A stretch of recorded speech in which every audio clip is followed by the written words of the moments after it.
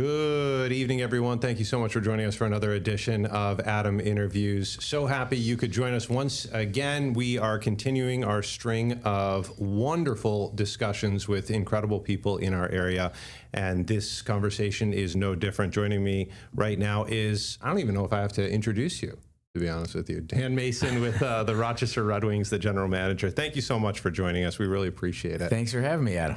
All right, so the season is still going on, but the last home game has already happened. Correct. How has it been so far this season? How did it go? It went great. You know, we had some challenging weather the first 2.5 months of the season. You know, I'll never forget June 13th. It was a Friday night, and we had a good crowd, but it was 50 degrees on June 13th. So, and a lot of rain early in the season, so that made it challenging. But, you know, after that, the weather really improved, and we just wrapped up with a great week here. Our last game was on Sunday, so only 196 days till opening day on March 31st next year. Do you have to adopt a kind of farmer's mentality, which is there are going to be ups and there are going to be downs? For sure. You know, I watch the weather is the main reason. You know, there's really two things that affect our attendance: the play of the team, which we have no control over. That's all handled by the Washington Nationals. And then the weather, which obviously we don't have any control over either. Mother Nature is undefeated. That's one thing I learned a long time ago, and she's the reason why I look like this. And, you know, but, you know, there's definitely ups and downs. And, you know, whether it's your team, you know, you have good years and you have not as good years. And with the weather, the same kind of thing. And you just kind of roll with it. There's nothing you can do about it other than do the best you can. I heard, and Thad doesn't think I'm right on this, but I had heard that the Rochester Red Wings is the longest running professional franchise in athletic history. Is that true? In AAA baseball, yes. In AAA baseball, so we've been around since 1877. So I think there's 5 major league teams that have been around longer than we have. So our history is definitely something that we're very proud of, and something that kind of separates us from a lot of other communities and a lot of other teams. And I've got to think, I mean, you just didn't have other sports at the time. So when you look at the other professional teams, it's one of the oldest professional teams in the business.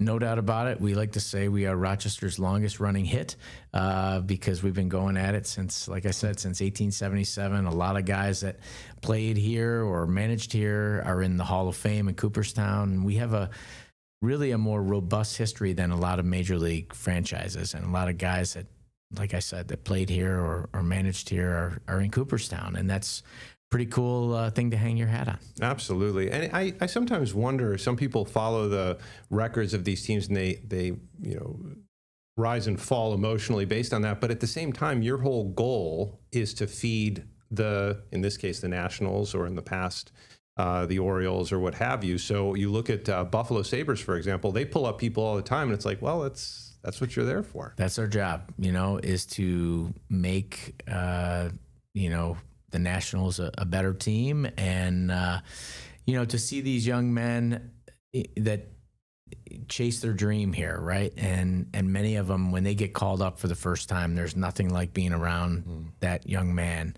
when he has that meeting with our manager and he gets to tell him for the first time he's going to the big leagues, you know, something that he's dreamt about his entire life, his entire career, you know. And when they're here at AAA, a lot of them are like, well, I'm only one step away, but I haven't gotten there yet. And so when they finally achieve that opportunity, it's super cool to be around. And like you said, that's why we're here. You know, the win, it's always more fun for us to win. But at the end of the day, we're about developing players. And for us in the front office, we're about making sure that when you, your family, and your friends, you come to a game, you have fun. That it was worth your time and worth your money. Those are the things that we try to control, because at the end of the day, like I said, we can't control the weather and we can't control what happens on the field. Exactly. And so I want to get to the fun part in a second, but I can't leave this one on the table here. What are the reactions like when you see a young man find out that he's going to the bigs? Sometimes they'll literally start crying, you know, because it's it's a tremendous wave of emotions. Just imagine if your dreams, something that you've dreamt about your entire life since you were a little kid came true.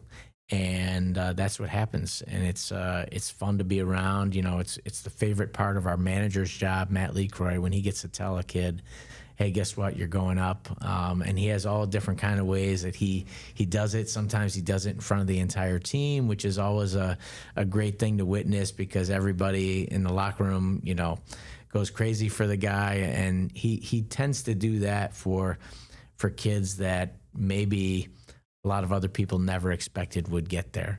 And when it does happen, everybody on the whole team is super happy and proud of that young man. So you've become something of a Rochester institution in and of yourself. I think I texted you after you did some of the social media posts, and you dress up. I mean, you're a thing. You're a thing. So before we get to kind of like where you are with the team, I'd love to kind of go back. Where did you come from? How did this happen? Well, I grew up here in Webster where life is worth living, obviously. And I went to Holy Trinity for grade school and then went to McQuaid for high school and University of Notre Dame for college. And, when my senior year rolled around, it's time to cut your hair and try to find a job because that's what your mom and dad want you to do after helping you get through college. And, so you can imagine the joy on my mom and dad's face when I came home and said, I got my first job. I got an internship with the Rochester Red Wings. I get paid nothing. I get to live at home, get to drive your car, get to eat all your food. And best of all, Mom, you still get to do my laundry. Isn't that super cool? It's perfect.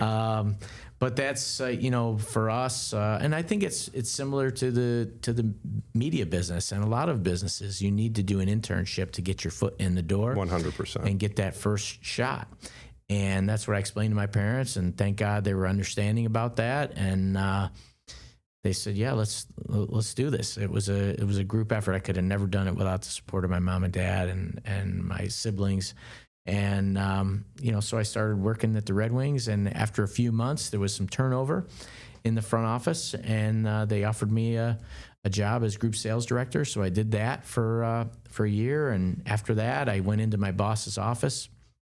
And I said, hey, Dan, I think we need to do some things to attract fans to the ballpark other than just the games. I think we got to, and we were doing things, don't get me wrong. We were doing giveaways and other promotions. But I said, I think we need to do stuff during the games, in the middle of the games, instead of just saying, hey, turn to page 57. And if your ad is stamped, you've won a prize. Mm-hmm. So he said, okay, great. You're now the director of promotions and group sales. So, in that meeting that happened? Yes, yeah. And then became the assistant GM for Joe Altobelli in 1993. And that was, working for Joe was one of the best things that ever could have happened to me. He was a tremendous mentor and managed people better than anyone I've ever met. And so getting a chance to work for him really changed the course of my career. And then, of course, getting to work as Naomi got more and more involved, getting to work for her, that really has changed the course of my career as well. She's just the best boss anybody could ever ask for. And she loves Rochester as much as I do and as much as Alto did. And, I think together we've built something along with our staff, our hardworking and passionate staff, something pretty cool over at One Maurice Silver Way. Yeah, I'm a fan. Where did that passion come from? Obviously, you took an internship at the Rochester Red Wings. Were you always a baseball fan? Were you just like, I just want to be involved in sports? How did that come about? Yeah, I grew up going to games at Silver Stadium, and I was a Knothole Gang member. And, so my first day on the job, I remember, they said, okay, you're in charge of the Knothole Gang. I was like, wow, this is cool. This is like, I was a part of the Knothole Gang, and now I'm helping to run it with Jay Stalker, who was very involved with the Knothole Gang. But I've always loved sports. I always kept coming back to my love of sports. I played hockey growing up and baseball and just, stuff in the backyard with my buddies. And, after I'd gotten rejected by about 20 to 30 different companies during my senior year of college, it really made me focus because I was just trying to find a job. Yeah. And I sat down with myself and I said, all right, you're kind of a loser. you haven't gotten a job, but what really makes you tick? And I kept coming back to sports. So that's when I came home and interviewed with the Amerks and the Red Wings, and thankfully the Red Wings offered me an unpaid internship. And, and the rest, is, as they say, is history. So, but after working at the Wings for a few months, I realized like this is something I could really get behind and do, and just tried to be a sponge and learn as many different aspects of the operation as possible, so that when the day came that, you know, Alto said, "Hey, I'm ready to step down, and I think you're ready, and let's go, let's do this." And so that's what I just try to do, is just be a sponge. You know, I think that you're hitting on what I've come to learn is the perfect formula for success, which is follow your passion, get a great internship, and make sure that you have mentors. Yes. Amen. 100%. And work hard. I mean, obviously that goes with, you know, but those three in particular, that's just, what more can you want? Yeah, I think getting your foot in the door in so many businesses, media business, or in the business of sports, and so many businesses, you know, getting your foot in the door is the hardest part. And then once you get your foot in the door, just don't let it close, right? Do whatever you have to do. Show initiative. Tell your, you know, be the first person to raise your hand to do the things that nobody else wants to do. Work hard and prove to your boss and the other people around you that you want to be a valued teammate. And I think that's what I look for as an employer now, right? Is young men and women who want to, they're willing to pay that price and to go the extra mile and to be a part of something special. And then keep the course, right? And then stay steady, stay committed. And that's tough too, because life is tough. You know, it's hard in moments to say, I'm going to go to work today. Yes. So, and you have done it for how many years now? How? I just wrapped up my 36th season at the Wings. All right. So I don't know if you've ever addressed this. I'm sure you have, but have you ever had, or do you have any aspirations to go to a bigger club, perhaps MLB? Where has that stood over the years? You know, over the years, those opportunities have come up, be it with other major league teams or with other sports franchises or leagues, and Division I colleges, things like that. But, you know, when I looked in the mirror, Adam, I just always came back, you know, the most important thing is what's going to make you happy, right? And what's going to make, as life gets involved and you get married and you have kids, what's going to make them happy? And I just kept coming back to the fact that this is my home and this is where I'm most comfortable. This is where my parents lived. This is where my in-laws lived. This is where my wife preferred to stay. This is where our friends are. And I had built, you know, a good rapport with a lot of our customers, our season seat holders, our advertising accounts. You know, so did I really want to leave all that behind and start all over again? And just because you go to a bigger market doesn't mean you're going to be happier, right? And I always looked at those opportunities like I'm going to be going into a more corporate atmosphere. Whereas right now I work for Naomi and I work for a family business. And to me, my personality, I realized after, I don't know, probably 10 or 15 or maybe 20 years that I was more suited to be a family business kind of guy. And so when those opportunities came up, they were very flattering, but I realized that Rochester, New York is where I would be happiest. You know, it's funny. Someone could say, well, it takes courage to make that leap into a bigger pool.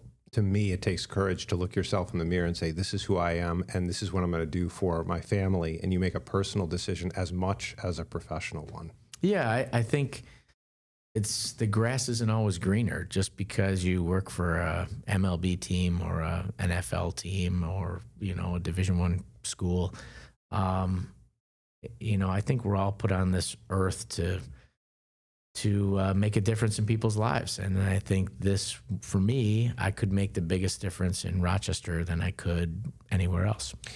Do you travel around? I've got to think when it comes to minor league baseball, best practices is as important as any place else. I mean, do you kind of look at what there must be so much stealing. Oh, what are you doing with that contest and whatnot? And is there a friendly atmosphere amongst the franchises? It's one of the greatest things I love about working in minor league baseball is that we are fierce competitors on the field, even though we have nothing to do with it. My fellow GMs, we all have nothing to do, but we're our biggest cheerleaders, right? But when it comes to business practices, we all share our best practices. Like I think about, Kodak would never call Fuji and say, hey, I got a great idea on how to sell more film. Or Coke would never call Pepsi and say, I got a great idea on how to sell more soda. That would never happen.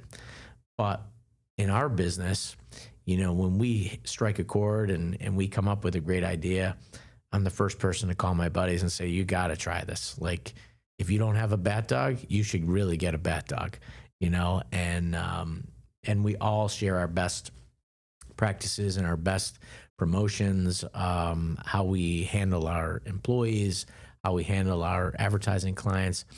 It's one of the great things about our business is that we all share our best ideas. Yeah, I'm going to butcher the expression, like high tide rises all boats or whatever. No doubt. And, absolutely. And all right, so with that in mind, I've got to ask you the impact of Savannah Bananas. When that came on the scene and with its growth, how has that impacted your business? I think it just is a reminder that we are closer to, I think what they're doing is great.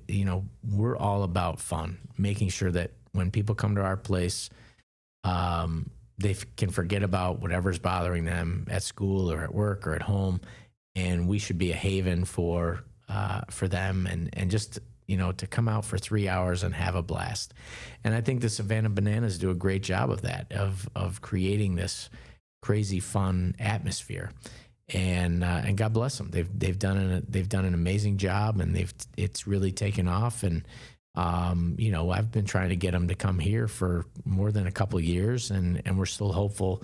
We probably won't be able to get the Bananas at this point because they're too big, right? They are only playing major league stadiums and football stadiums now. But they've also branched out and created, I guess, like a farm system. And we're hopeful that one of these days we'll be able to get one of their teams that's affiliated with them to come. And, they're kind of like the Harlem Globetrotters of baseball, and why nobody else thought of it doing it. It's been done in basketball for forever. So that I give a lot of credit to the gentleman that started it. I've got to think that minor league teams are limited because you have to have the rules of Major League Baseball. There's only so much that you can do. Correct. But we can also get away with a lot more than what they do at Major League ballparks, right? Like, they don't have bat dogs at Major League ballparks. They don't necessarily do the superstars at Major League ballparks. They don't do some of the in-game promotions that we do that really put a smile on people's face or get them dancing or create memories, right? And I think that's one of the great things about our place is we do so many different things to get people engaged in the whole experience, where if you go to a major league game, it's really about those players, and rightfully so. They're superstars. They're the best players in the world, and they're playing, and that is the main attraction. For us, the entertainment experience includes a baseball game, but it's everything else around it. The food is such a huge part of why people come to our ballpark. And Jeff DeSantis, our concessions GM, and his team do a phenomenal job. We have some of the best, if not the best, food in all of minor league baseball, and not just quality, but variety.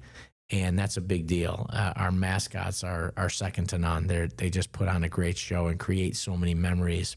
And it's easier to get access to our players. Our players sign autographs every night, and you are so close to the action that it's hard to get that close when you go to a major league game. How is the health of the organization right now? Because obviously a self-interested question. I want this to last for decades. Yeah, well, my job is to make sure we've been around since 1877. So, my job is not screw that up. So, but it's been good from a business perspective. And the reason we've been around for so long is because we have amazing fans that support our product, and we have amazing partners in, our advertising partners that support our product and make our game available to our public, and it's something I think people appreciate and embrace. So the food thing is interesting because I got the impression that the Red Wings were kind of on the forefront of that because we go to a lot of major league games too. We're big Yankees fans, and I have two friends who are Yankees fans, and all our kids are about the same age. And every year we go to a different major league ballpark to see a Yankees game. Yeah. So I've been to a lot of them, and it wasn't until recently. Obviously, I think the Mets were one of the first in the major league to say we got to get on the food bandwagon here because you went to Yankee Stadium and it was burgers and hot dogs. Am I wrong in that impression, that assumption that the Red Wings were kind of at the tip of the spear on this one? Well, I think Major League Baseball has taken a page out of a lot of minor league teams and seen what they have done to make it more of an entertainment experience. And I agree with you. You know, in the old days, you would go to a major league game and there'd be, you know, peanuts and Cracker Jack and hot dogs because it's in the song. And that's how pretty much all of us operated. And then when we moved here, and we dabbled in it when we were at Silver Stadium when we took over the operation, but when we moved here, we knew that like food could be a really big draw. And so we, you know, specifically designed different stands to have different items. You know, we play 75 home games, and we know that you can have a different entree every single time that you come to a game between food specials and what we already offer. And there weren't a lot of other teams that were doing that for sure. And now major league teams have kind of picked up on that and made sure that food is a big part of the entertainment process at a major league facility as well. Yeah, and I'm so glad because it really has been wonderful because you may not get out, especially if you have kids, you don't have time to get out and suddenly you're having a meal that you would have gone out to have. Right. Exactly. I like to call us the biggest restaurant in town. Yeah. You know, we have the two largest TVs in Monroe County, and we're the largest restaurant in Monroe County. All right, we got to talk about the view too, because you know I went to Pittsburgh this year, and the view was incredible. But then the next week, I went to a Red Wings game, and I'm just sitting there, and the train passes by. Yeah. You see the skies. What's the skyline? The skyline. Thank you, my goodness. And I'm just like. It doesn't get much better than that. Yeah, it's pretty cool. You know, when they designed where our ballpark was going to be, you know, and I'm a lifelong resident, and I never really considered our skyline, right? And I'll never forget, it was 1996. I was touring the ballpark as it was getting built, and I looked up, and same thing, the train rolled by, and I looked up, and I saw the skyline. I said, this is going to be really cool. And you know, if you sit on the third baseline, that's what you see, you know, and if you sit on the first baseline, you still get a great view of the skyline and the trains, but you also can see the Genesee Brewing Company off in the distance and High Falls. And, you know, I think where they ended up putting the ballpark is about as good a spot as it could have been. Yeah, no, absolutely. Look, I'm a huge fan, so I love the parking situation. I love the pricing of tickets. It's accessible in many different ways. So when you kind of think back, I mean, you're always kind of looking forward and just trying to survive the moment. But when you look back, what are a couple of the highlights on the field in the stadium that you've had over the years? Well, I think, you know, closing down Silver Stadium was, you know, that night, that was such a, you know, to try to encapsulate 68 years of memories for our community into 3 hours. It was a challenge that we took on, and we were I was so proud of the job that our staff did for that, because we really gave, you know, there was great anticipation for what was then Frontier Field being built. But you can't say, it's necessary to say goodbye to the gem that we had in Silver Stadium for so many seasons in our community. Mm-hmm. And that night was one of my favorite nights, you know, and just see people. I remember we passed out Kleenex because we knew people would be crying. And sure enough, after the game, you know, people didn't want to leave, you know, people just hung around.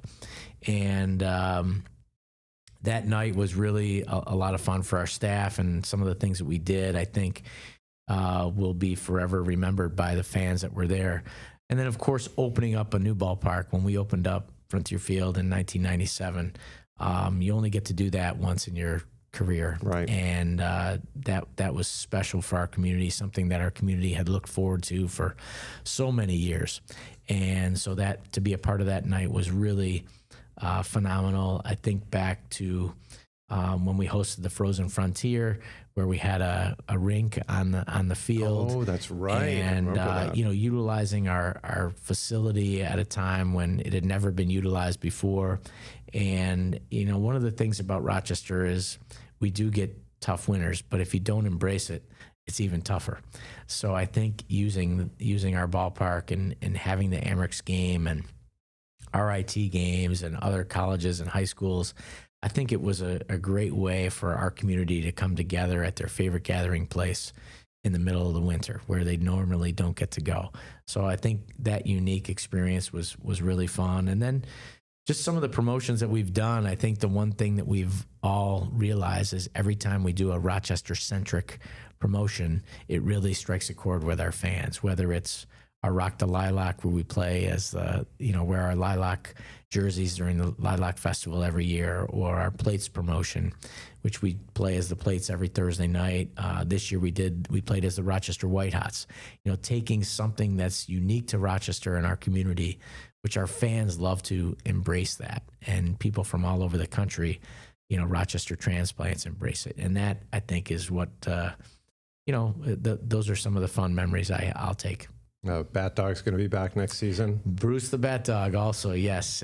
Bruce has taken the not only Rochester but the entire country by storm. The first ever Bat Dog to be called up to the major leagues. He made his MLB debut at Nationals Park on June 14th, and it was a huge deal. He got on the Today Show. He got on MLB Network. So Bruce has become quite a star, and I can't thank him and Josh Snyder, his owner and trainer, enough for, thankfully they came home because he could have stayed in the big leagues. But, he loves Rochester as much as we do. That's good. That's good. Well, I'll tell you what. Listen, I have been a lifelong baseball fan. At the same time, I will acknowledge it's a slow game. It's a complicated game. And there are many games that are really boring because it could be 1-0. But there's magic in the game. But that doesn't happen on its own. It's because of people like you. So I just want to thank you for being the wizard behind the curtain and making it happen for us here in Rochester. Well, it's been my pleasure, Adam. Trust me. All right. Well, Dan Mason, it's been a pleasure to interview you. Thank you so much. And we hope to have you back on the show in March as the season gets underway. So anytime. Thank you very much. All right. Dan Mason with the Rochester Red Wings. Obviously a superstar in our area, and we're just so fortunate to have him and Naomi Silver and everyone who helps to continue the legacy that is the Rochester Red Wings. And thank you for watching this edition of Adam Interviews. We're going to keep the fun rolling as we pick up more interesting people with significant things to say, and we have fun digging a little deeper than we normally would. So thank you so much again for joining us, and have a wonderful evening. Take care.